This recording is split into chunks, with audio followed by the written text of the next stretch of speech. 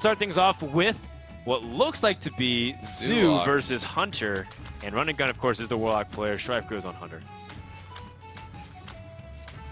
So here in the beginning, I want to start off with a question. People for a while thought that, with Starving Buzzard and the Unleashed combos being taken away, does that mean that Zoo is a lot stronger against Hunter because he can build the board? But people are saying, well, if you have Unleashed Hound and Knife Juggler and Snake Traps, maybe Hunter is even favored against Zoo. Do you identify with any school of thought?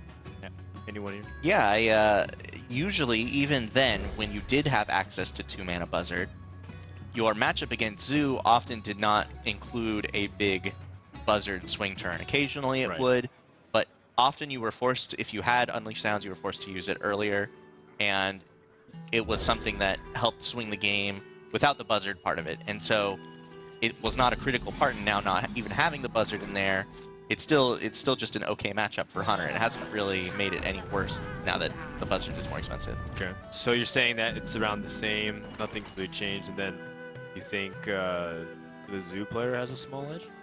Or do you think the Hunter has it? I tend to fall in the camp where I think that the Zoo player usually has a slight edge. It can go towards the favor of the Hunter depending on whether or not they have things like the Snake Trap and stuff like that. Sure. Yeah. Now, just looking at the opening hands, oh wow, he's actually okay. I was gonna say, what did you think he was gonna do? Because obviously Undertaker turn 1 not the best play. So it appears he just wants to go with Hunter Creeper. Yeah, it's the board presence. Again, this matchups in general, especially for the Zoo side, is all about the board control. So if you can sweep it from under them, cards like Direwolf Alpha and Dark Iron Dwarf, those buff other creatures have little to no impact. Oh, he does have Knife Juggler. Okay.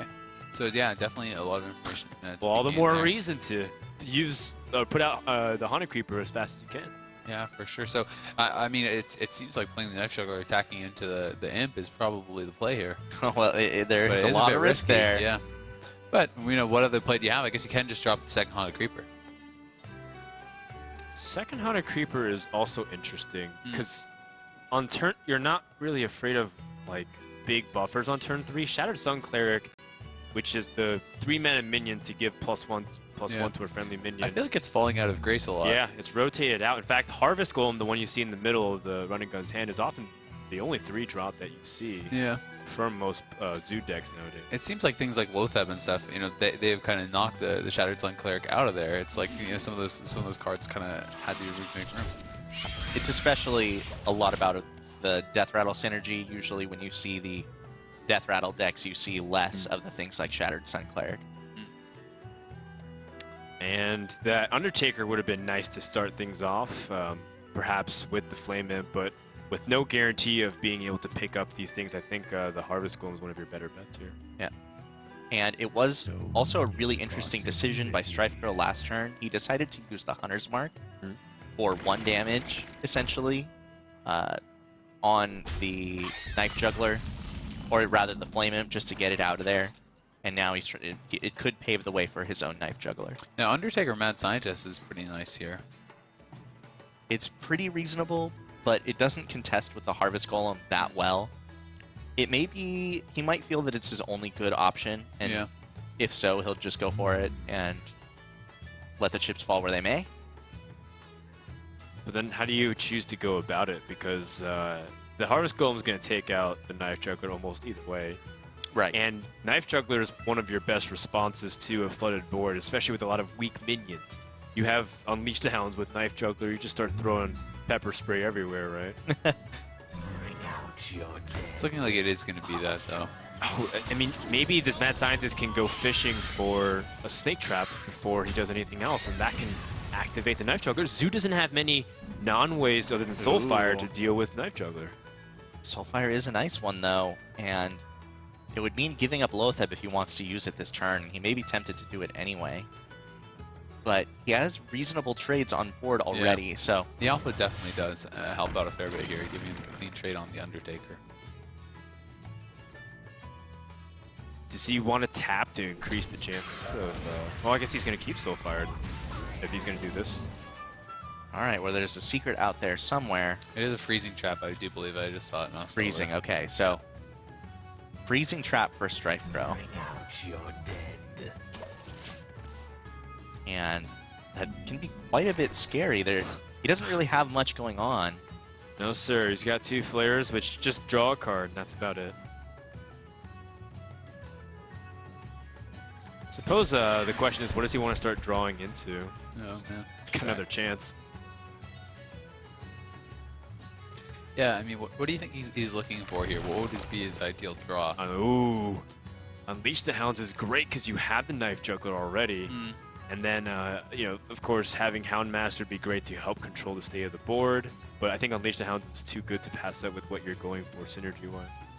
So do you feel you have to hold on to the Knife Juggler then at this point if you are going to try to synergize with Unleash the Hounds? Or do you think that you go for it, just trying to control the board, you know, and using that Death Rattle from the Haunted Creeper that brings out the 2 spiders, and that will proc, you know, 2 knives? So let's think. If you... Like, the Undertaker obviously represents a pretty big threat. So if you're trying to snipe it, that's a 1 in 4 chance and a 1 in 4 chance. That's, I don't know, that's a really low probability of being able to land it. So I don't feel comfortable taking those odds. He might just actually Hero Power and pass. Or even Flare if he wants to just draw Flare deeper Fish in for a his deck. 1-drop, yeah. Oh, he just... Wow, just Hero Power. And he attacks face. Because what happens is Zoo will feel really inefficient to attack and kill off the Haunted Creeper. That's 3 attacks you're wasting. And there is the Freezing Trap still. So he can get massive damage next turn across the board. Depending on how many minions are down and stuff, yeah. Yeah. Do you think it's at all worth silencing this this Haunted Creeper? I mean, I guess he has to worry about it being explosive and stuff first. You know, he has to try to figure it out because, you know, especially, you know, thinking about if it's Snake, is it explosive, is it Freezing Trap? You know, what do you think is the proper course of action here? I guess he's just going to go face Undertaker. It does get rid of the trap. Yep. The most efficiently of any of his minions. The 1-cost minion instead of the 2 or the 3. And Loatheb could be really powerful here as well. Yeah, what the Loatheb stops the Unleash the Hounds. And in fact, because he didn't play Flare, that's actually too expensive to play as well. Yep. This is a lot of damage pushed the other direction. Definitely is. StrifeCro kind of invited a race, and as far as we can tell, it's a race that he's losing. He's not winning. Yeah, exactly. But he's not winning. Yeah, a lot of damage represented on board. I mean, we have 11 damage on board plus the 4 from the Soulfire, double Knife Juggler, but can't play the Unleash. So, I mean, at what point do you feel like you just have to start dropping the Knife Jugglers to get some sort of semblance of board control back? Because if you wait too long, you know, like we said, there's like 14, 15 damage on just showing right now. There's a lot of damage you can do just simply with dropping both Knife Jugglers and suiciding your, or attacking with your spiders, because they will summon 2 1/1 tokens, and that means 4 damage. Juggles, plus the 5 juggle from the first, first Knife Juggler. So that is 5 damage potentially that could be done, plus the 1 damage from that. So we're looking at 6 damage total. But I mean, you know, there is a lot that could kind of go wrong there. There's a lot that could go wrong, but the risk is just losing. Yeah, I mean, it feels like it's the only play. Yep, and I imagine he'll just bash right into that Dire Wolf. Okay. And he wants to hit as the Harvest Golem, the Damage Golem, as much as he can. Man. Not good so far. There's one. Okay, all right. Well, he made up for some of it. Would have liked to take out that 2/1 as well, for sure. Absolutely. Because, you know, being able to take out one of those jugglers for free is not ideal. I mean, you can take out both the jugglers, really. Do you think there's any merit to just going face, or do you think you just, no matter what, have to clear the jugglers? Knife Jugglers are too much of a threat. It's just that every single minion they ever play, they just throw out knives, especially if there's 2 of them. That's why I think sniping both those small creatures were so important, because otherwise you had to give up Soulfire. Do you feel even with the Owl in hand, you know, you kill one, silence the other, go face with the Loatheb? What do you think about that? Well, now that you tap for Doomguard, it may change your plan. Yeah, because, I mean, when you look at it, you could put 6 damage in face right now. If you silence 1, oh wow, Soulfire. Not what I expected at all. Okay. It's one of the more useless cards in this matchup. Yeah. And another Ironbeak Owl bites the dust. Well, it's definitely going to end up going face with that. Man. Poor Ironbeak Owls. Okay. What did they ever do to you, man? They haven't done much, but they serve their purpose. Do you do that to your owls? I do not. I let Artosis and Benbro do it. Animal Companion here can be really well, important. Leok, here we go. Right? Leok is the win. Okay. Well, that's still okay. Yeah, not bad. Do you think you have to take out the Undertaker at this point in the game? Yeah, I mean, you want to take out the don't wanna get Undertaker. buffed The up, question yeah. is, how do you follow up this this I mean, Misha play? may as well flare first, right? Like, I don't think it's really a turn that you want to unleash on. I mean, flare, dig. If you don't get anything, you get hero power at least. Take out the Undertaker with your 2/1/1 spiders. The next turn, though, going to be pretty powerful for the Warlock. I mean, he has Doomguard. He can drop the Wolf and play his Doomguard. Only having one discard, I mean, when you can play Doomguards and Soulfires without discarding much, that's when they become extremely strong. Yeah, the discard is such a huge deal, Yep. but anytime you avoid can that. get around it, Yeah, makes those cards insanely strong. And I mean, with that Doomguard in hand, he can take out the Misha, keep his Lotheb alive, and still go, have that extra damage there. This is starting to look really good for the Warlock, I think.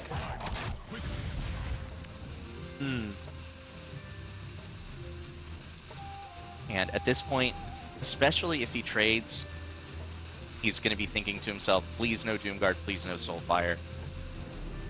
Yeah, there's some serious consideration of like whether or not you want to do some damage, but I think Undertaker is too big of a threat. Yeah. All right, now the good news is that no matter what, this Lotheb has to go through. Or Well, no, the Doomguard can Oh, kill the that's Misha. right, That's yeah, the problem. right. The Doomguard kills the Misha. That's why it's such a huge play, because it keeps the Lotheb alive. Now we're showing, 14 damage, and he's at 11. You're right. I think this is getting pretty close to the game. I mean, he can unleash here. He can unleash and he can kill the Doomguard, so that will keep him alive. But that still leaves 8 damage on board, and you with really no... your win conditions are starting to kind of fall down the drain. Yep, unleash, kill Doomguard, hero power, Yeah, that's all you got. go is... But it's Not only gonna play. do it. It's only play. So I mean, all that he's going to need to draw is RunAndGun's just going to need to draw 3 more damage. And there's a lot of ways to get 3 more damage in this Warlock Zoo deck, Yeah, well, especially having 2 chances. realistically, all he has to do is draw one more turn. Yep. And he's going to draw one more turn. Yep. Pretty much no matter what. Yeah, I think StrifeCro evaluating one more time if there's another opportunity, but that isn't it. Run-and-Gun can pick up like a Soulfire, a Doomguard, anything pretty much within 6 mana. Yep. Well, he's going to tap, see what he gets.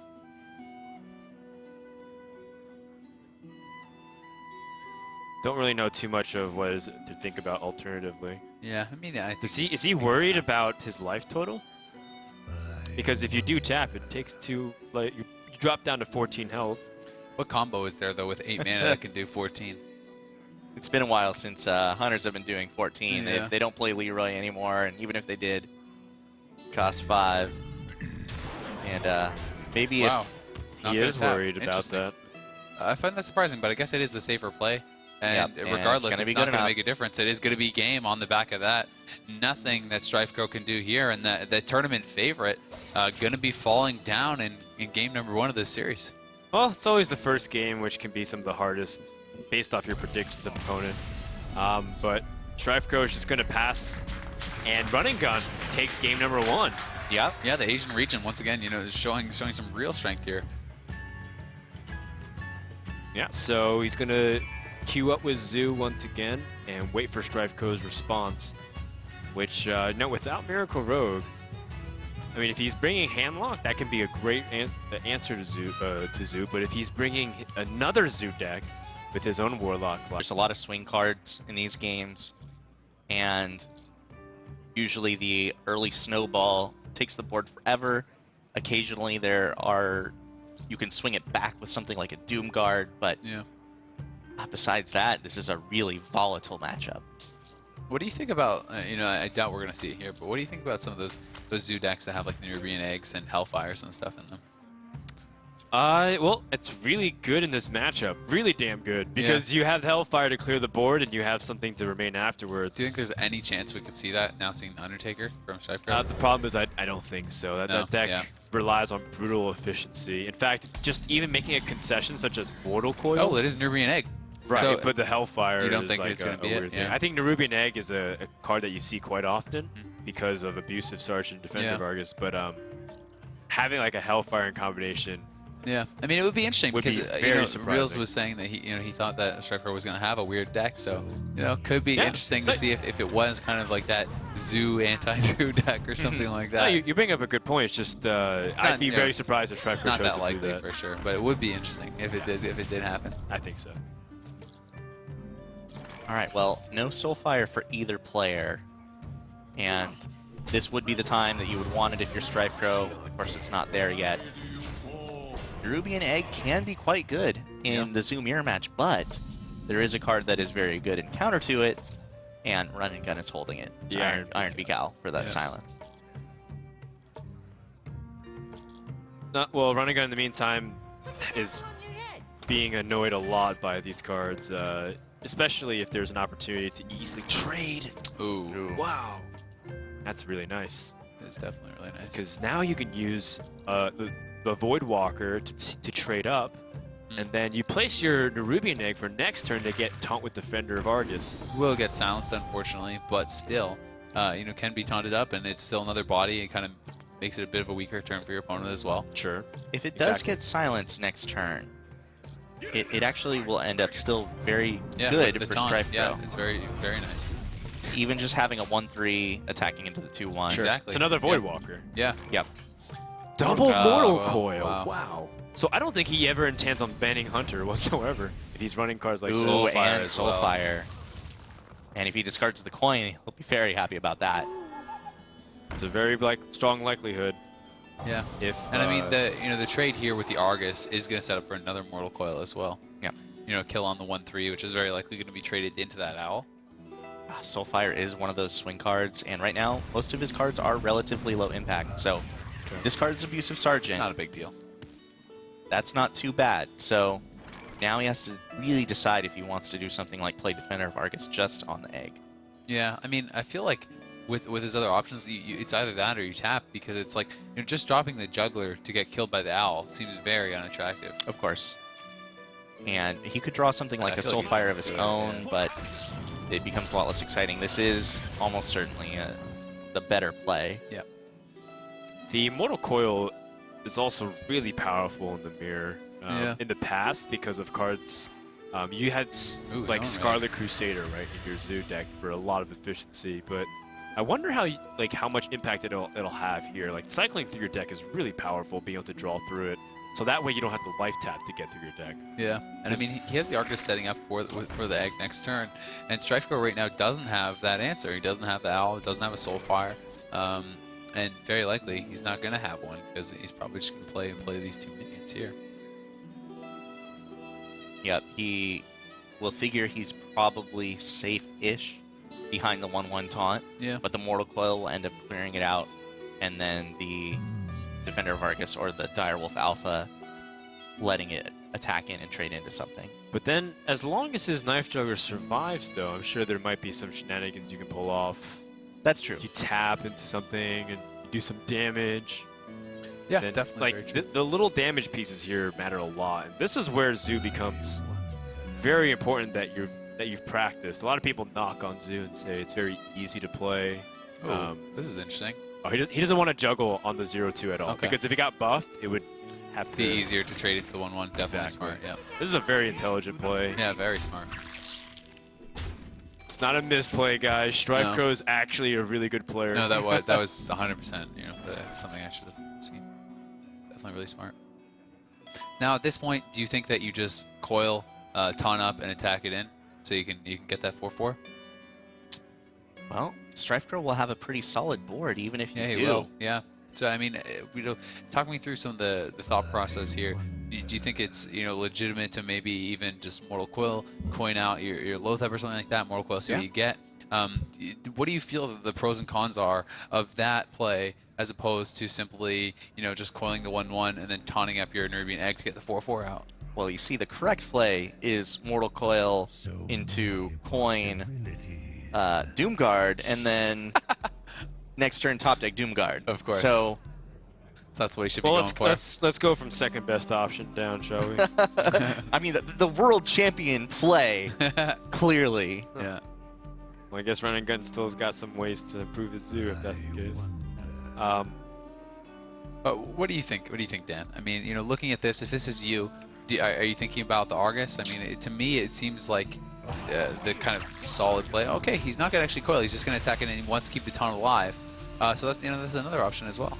I think I would have liked to see Immortal Coil because you have the opportunity of playing a much stronger, like a Dark Iron Dwarf. Yeah, and if you got the if you got the +2, you could have taken out the Knife Juggler. Yep. The play hasn't changed that much, and in fact, you're now starting to be in little scary modes because you can protect the Knife Juggler even better now. Yeah. And now force your opponent in an awkward position. Looking at this, because it's 2 damage minions, do you think you take out the egg before you drop your minions for the juggles? Because hitting the egg once and then attacking it anyway doesn't really do anything. That's like a wasted damage. I think that's a really good assessment. Yeah. You don't want to overkill. Yeah, exactly. It would just be a waste of damage. So I feel like do you think that there's really any big deal of what he attacks into it, like whether it's the Argus or the Golem? Do you think it really matters at all? Well, I think you want to kill off the Direwolf. I think you want to get as much as much as you can out of your Harvest Golem life. Don't kill it off unnecessarily, because then you open yourself up to Mortal Coil. Now the next question here: if you do juggle the 4/4, are you willing to just give up your Knife Juggler into that? Do you think you have to? I think you're willing to do that. Yeah. So it's a 1 in 3 chance. Let's see if he hits it. No, both going to go face, which I definitely do not think is what he wanted. And now I feel like you're pretty much forced to go face with the Juggler. He still has a very imposing board, but that 4/4 could cause him some problems. No, it's okay in a sense too. You have a lot of strong minion presence. Oh, interesting. Besides your trade, so he wants to force that 4/4 in, and I think that ended up actually being pretty nice because. Yeah, being able to trade into the 2/3. Like, StrifeCro did it for him, but he was afraid of the buffs that was given. Oh, wow, what a big draw. The biggest. I mean, that's exactly what we want to see. Yeah. And, not having to discard anything is, like, when I see that against a Zulok, I feel like I lost the game. Well, now he has a lot of minions on boards, and he's out of Mortal Coils, so RunAndGun has to fight a little bit more honestly, unless he has Hellfire or whatever special cards. He has Shattered Sun Cleric. Yeah. That is interesting. And I mean, having the Argus in hand as well is very nice. You can taunt those up, keep your Doomguard alive, another turn. But I mean, the damage presented here alone, we're looking at 7 plus an additional 4 if he taunts up. So I mean, we're already looking at 11 damage if he taps 5 HP next turn before it even draws. With 5 HP there, if he taps, you start drawing into things like Soulfire or perhaps your next Doomguard. The game could just be over. Arcane Golem. Arcane Golem. Wait, so he can put him to basically almost dead. Yeah, he's got 9 damage plus the 4, so he's 15. Yeah. Yep, 9. Defender of Argus gives him 11, and then so you can 15 put him to 3. damage. Put him 3 health. He still can tap. I think you just go face though. I think so. I think mana is not a big issue with this Arcane Golem. I think you taunt up the Spiderlings or something. Well, or you could taunt up the Golem, but I think you protect the Doomguard. You go face. Yeah, what do you think? I was gonna say I think that the damage Golem goes into the Direwolf. Makes sense. And everything else is gonna go face. Yeah. Now, what do you think about? I mean, taunting up the Doomguard here makes it killable. So I feel like taunting up the Spiderlings makes a lot more sense. You're gonna taunt the spiders, and he does end up doing that, of course, and he even That's trades well. that. Either way, trade or not, there, it sets up the same pretty much for next turn. Yeah. Undertaker not gonna that's do a it. dead draw. Let's see what he gets. That is gonna be that. That's it. And StrifeCro gonna tie it up on the back of his Zoo Warlock here against RunAndGun. The Kha'Zix gonna come in here. The Arcane Golem Zoo Warlock. I wonder if that means that he's got some power overwhelmings going on. Yeah, I think so. There's a lot of damage burst, and that is a surprise, but we've seen it at StrifeCro in the past. At IEM Shenzhen, he tried running a deck like this too, where he was running, I believe, 2 Arcane Golems, but I don't know if that's the case here. Yeah, definitely could be. And it's the instant Paladin choice here from RunAndGun. That is curious. We're seeing Paladin here. It's too bad Ben prefers. Maybe he's playing a super greedy deck because he made a call in the metagame saying, I think everyone's going to be playing slow decks. Yeah. I want to play a slower one. Yeah, and actually, you know, I had a chance to speak with StrifeCro before this match, and he was saying that he was anticipating out of Run and Gun's Paladin a very heal-heavy deck, you know, with almost all the heals in it, and just kind of like that's what he was saying. He was seeing from the Chinese players, the Taiwanese players, Korean players. Yeah, Wow. maybe that be the case, but he's got one of the best starts you could ever ask insane. for, and he's resilient against AoE because the Rubian Egg will still spawn that 4/4 body after Consecration's used. Undertaker Coin, Leper Gnome, turn 2 Egg as well. I mean, that is not what Run and Gun was hoping to see. Oh, man. I don't know about you, but when I see Undertaker Coin Leper Gnome, I get real scared. Yeah. Scared is one thing. I get mad more than anything else. Yeah. I'm just going to put it out there.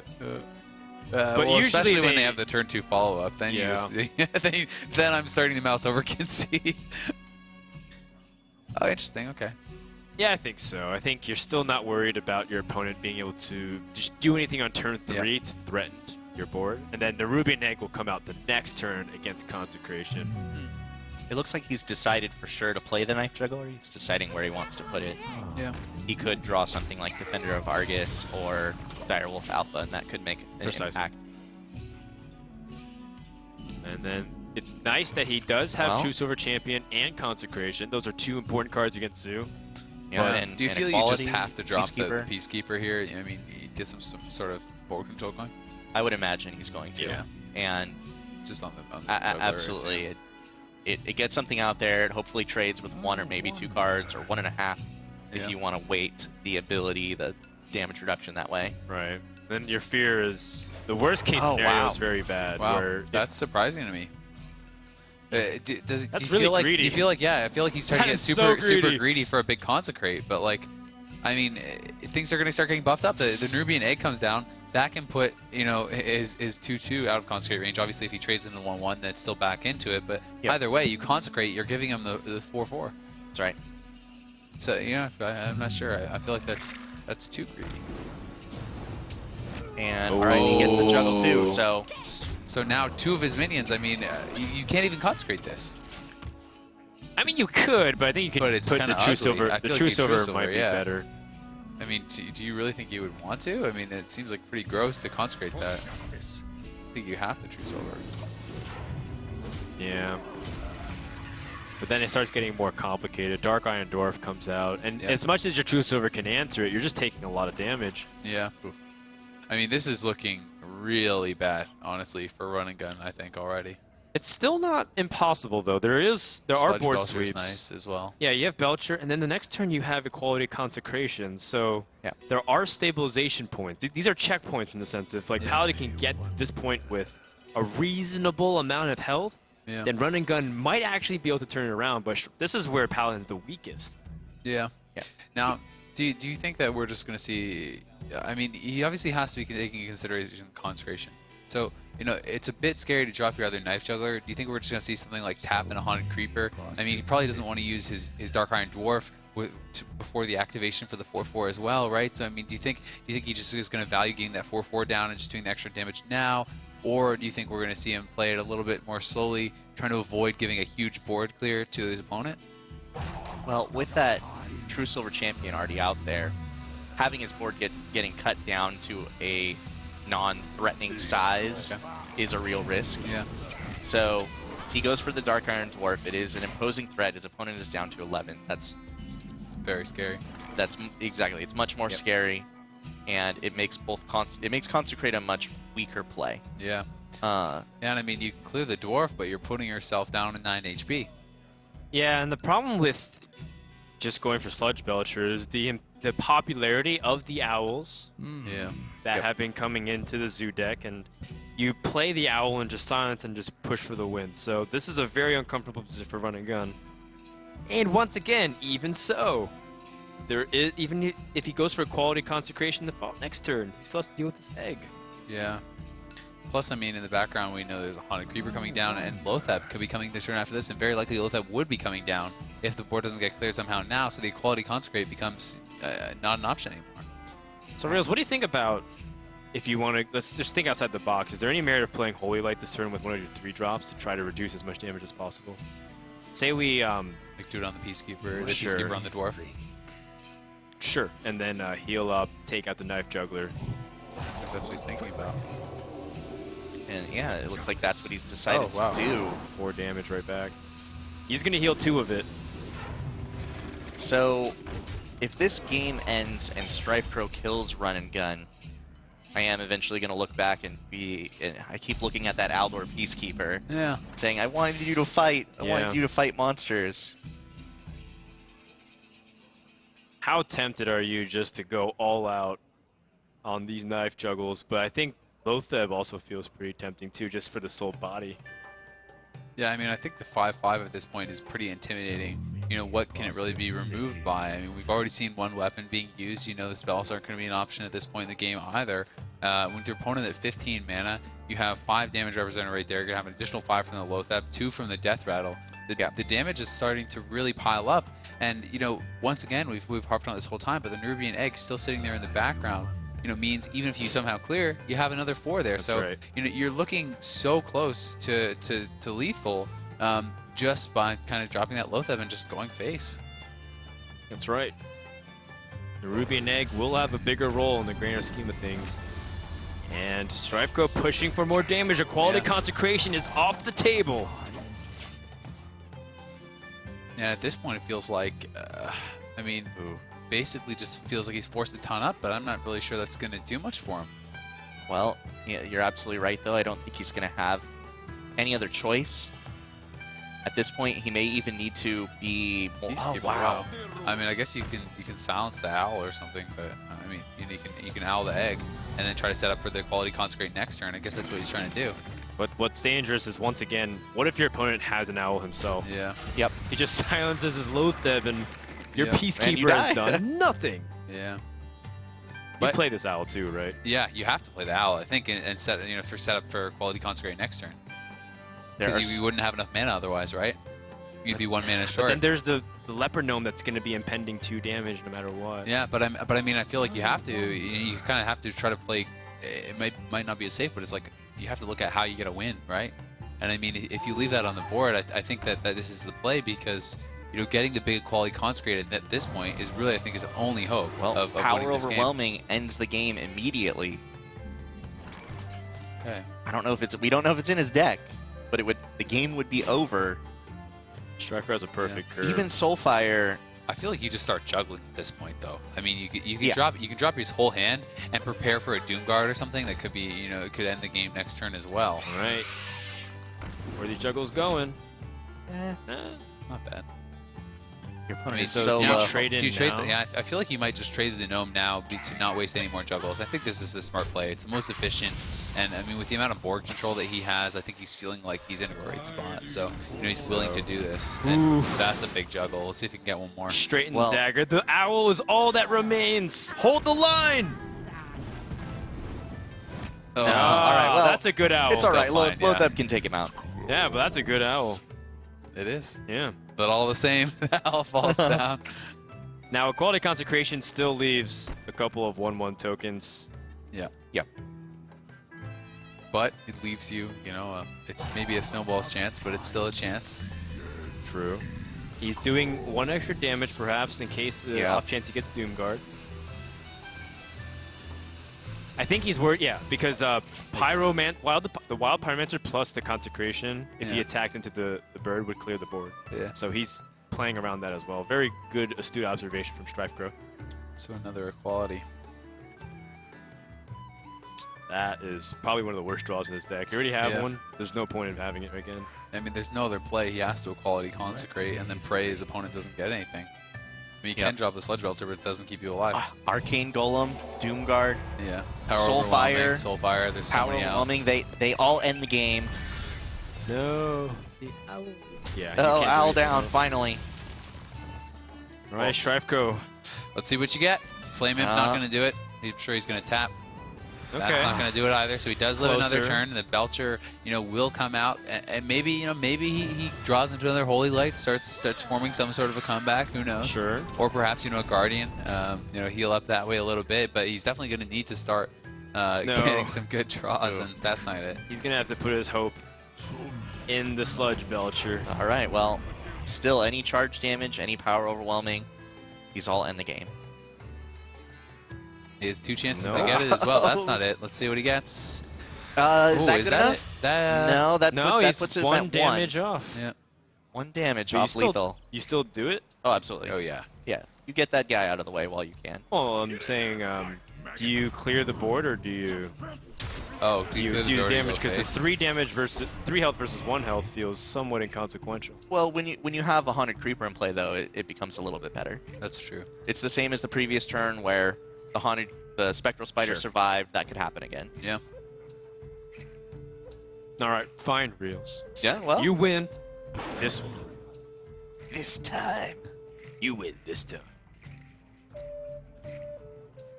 Okay, so I guess it depends what he wants to give up, a minion or weaken his wolf. But again, if you're doing that damage, it's all about just having 1 minion stick. Yep. Now, Yeah, and with the Haunted Creeper, I think it's almost guaranteed that one will. well, he does have Spellbreaker. That's a second silence in the deck as far as I can see. Yep.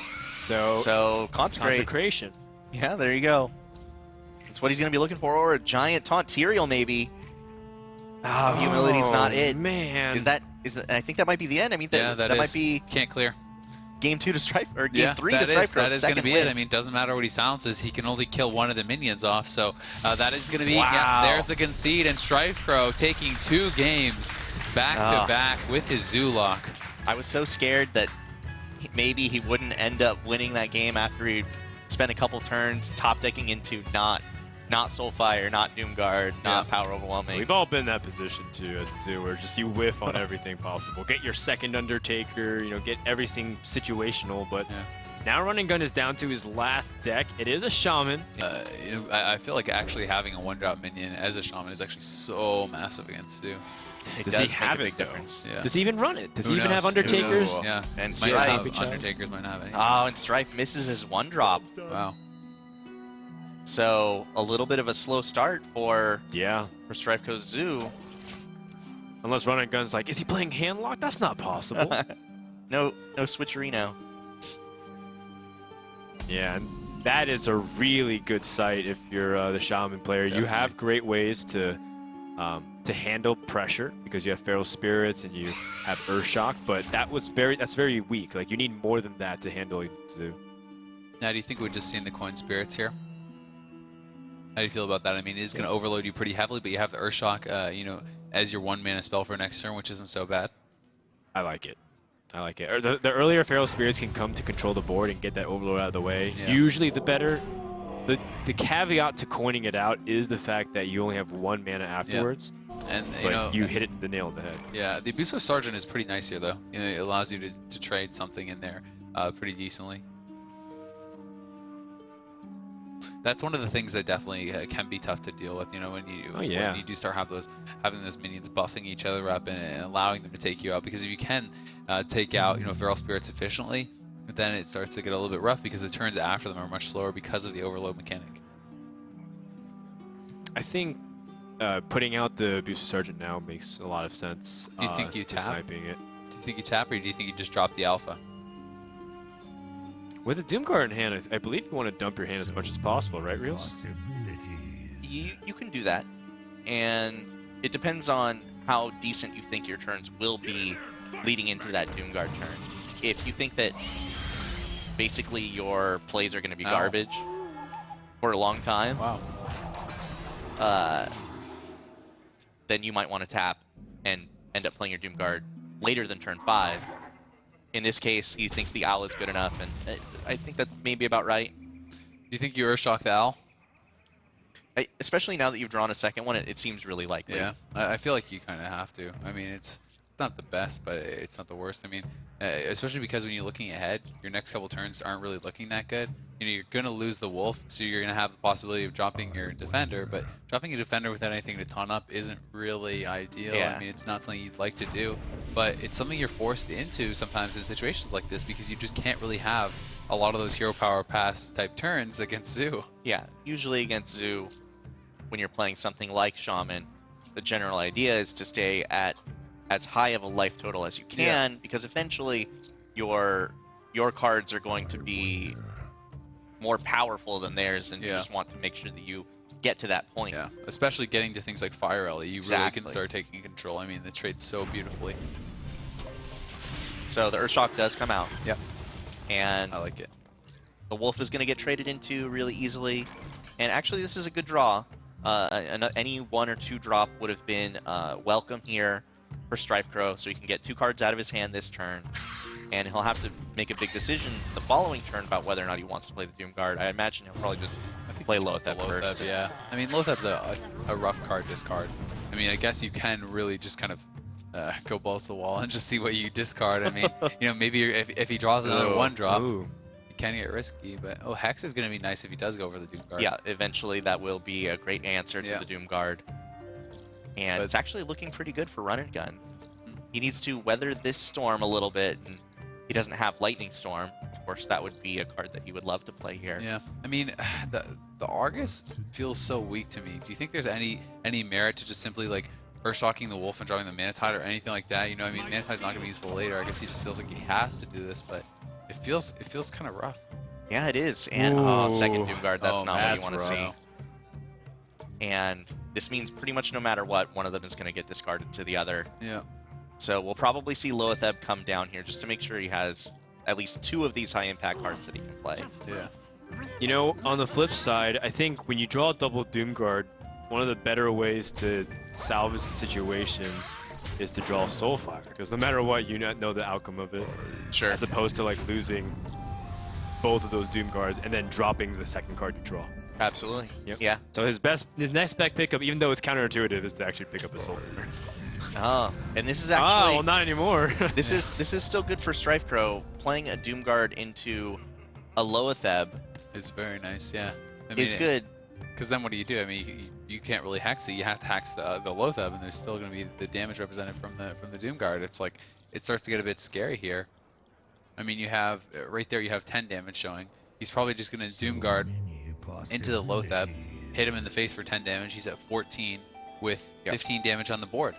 That's not a situation you want to be in. Sure, he's going to have answers. He's going to be able to, clear up the Doomguard with the Fire Rally, things like that, but still, you'd still be left with a Lotheb to trade into that. You're still left at a pretty low life total. It starts to look kind of scary. Soulfire would have been a great draw, like you said, Frodan. It actually would have worked out very well here. Well, Lotheb unfortunately threw a big wrench. Like he couldn't Soulfire. Yeah. Do you think there's any chance he just like taps an eggs? I mean, it seems like that would be like kind of too greedy. I feel like you just have to Doomguard. I think you want to seize the tempo as much as you can, for sure, by taking initiative on the board. Yeah. So and he also does have other chargers. So as much as you do lose a little bit of damage here, you're putting him at 14. Yeah. And I mean, once again, it's basically, it's got to be the Fire Alley into the Doomguard, I think. But still, Lotheb is sitting on the board as that option to deal with it. It is so much damage. And I mean, the thing is, he doesn't even have to trade. He can just go face again, put him at 4, and with that, he only needs to draw a Soulfire, his Arcane Golem, a Power Overwhelming. There's a lot of options here, a lot of ways to end the game. So I mean, it's a rough spot, but I think the Fire Rally is the only play. I don't know. It's so much damage coming in. 10 damage coming in next turn if you play the Fire Elemental. Well, what else do you do, though? I mean, do you Hex and then do you, Rock Biter and hit the Doomguard? Is that what you're suggesting? And pray for a Taunt Totem or something? Rock Biter, hit the Dire Wolf, maybe. And then Hex afterwards. Hex Lotheb. That gives you enough to Taunt Totem, perhaps. Yeah, but still, Hex Lotheb then and then Earthshock the 2/1. Yeah. And then you take 5 damage. And then, well, plus the 2 from the Dire Wolf Alpha. You take 7, and next turn you Fire Elemental the Doomguard, I guess. But he'll have supposedly played more minions. Yeah, I mean, at the same time, the only problem with doing things like that is then you have no damage showing on the board. Where do you start to threaten the Warlock and actually win the game? Well, taking 10 is I think you're almost certainly death. Worried more about surviving because I mean, I feel like both courses are pretty much. Oh man, what I really liked about Reels' play is that you keep your health as high as possible because now he's going to be on Soulfire to win the game no matter what. Yeah, I mean, I definitely see what you're saying, but at the same time, I feel like doing it that way, having no minions on the board still is just waiting to lose. But I think what Reels is getting at is when you keep yourself as high health as possible, it gives you room to come back, because then you can draw into Feral Spirits, you can roll your Taunt Totems, get your Defender of Argus. From this position, you're just going to be on one card to die from this point on. It's going to be very hard for Run-and-Gun to pull himself out. Yeah, I definitely see what you're saying. I mean, he would still be sitting at 9 HP. So he would have 5 extra HP as opposed to it'd be 9 versus 4. You wouldn't have the Fire Rally out, but still. And if StrifeCro were to draw 2 minions, you could draw Lightning Storm and kill all of them. Right. Now, what this play does do is give him ability, if his opponent goes in for the entire attack directly to the Shaman face, it does give him an ability to start controlling a lot of what the board comes down. But it's still a scary proposition. Like, I how mean, do you... he's effectively at 2 HP unless he Earthshocks the leper now, which he would be very well may do. But I think he might have to. Yeah, I think he has to. Yeah. Is this a play around Lightning Storm? I think it is. Yeah, if he holds on to the Flame Imp here, he's figuring this board is dangerous enough. But that Sludge Belcher actually is going to say otherwise. Nice. Yeah, I mean, I feel like you pretty much have to. I feel like you have to trade the Fire Rally into Lothab. Drop your Sludge Belcher, Earthshock the Leper now.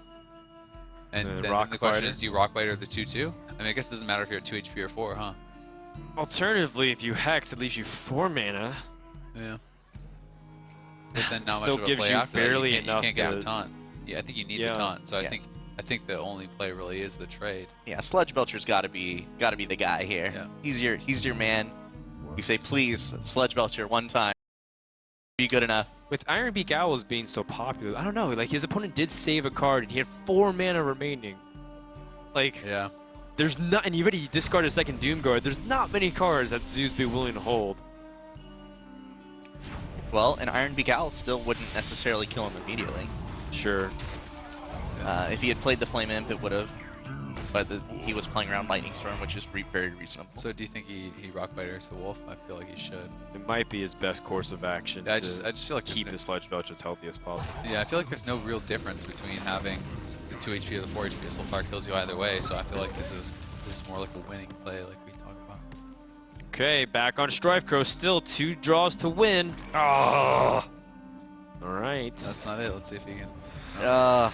So he does live another day. I mean, he can't clear this up. Do you trade that Golem in, give your opponent another mana to deal with? No way. If you have Owl in your deck, you hold it. You hold it for sure. So it's got to just be an Egg and a Flame Imp then.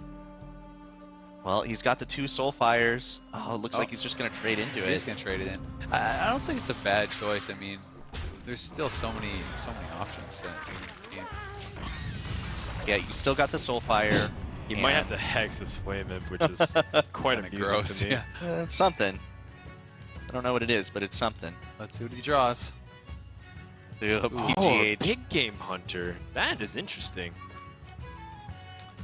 So do you feel like you just have to Hex up the Imp and drop? Oh, well, you Totem. You Totem for the win. You Totem for the win. You get Taunt Totem, and you toss out a Greetings. If he drops Manta Totem, I'll be... I won't be mad either. I think it's reasonable. Alright, so we don't know how many Arcane Golems are going on over there. Not it either. Harrison, Big Game Hunter, not with against Zoo. Undertaker. Wow. Oh, okay. well. That's something. Yeah, he already both used both Earthshocks, right? And a Hex. Yep. So that's almost certainly going to turn into a 4/4. Yeah. And those are 2 cards that are not going to be helpful for Run-and-Gun unless this Undertaker gets way out of control. Even if it's not the win with just these draws, it does probably buy him even another turn. Yeah. Towards hopefully finding that Soulfire that he so desperately wants.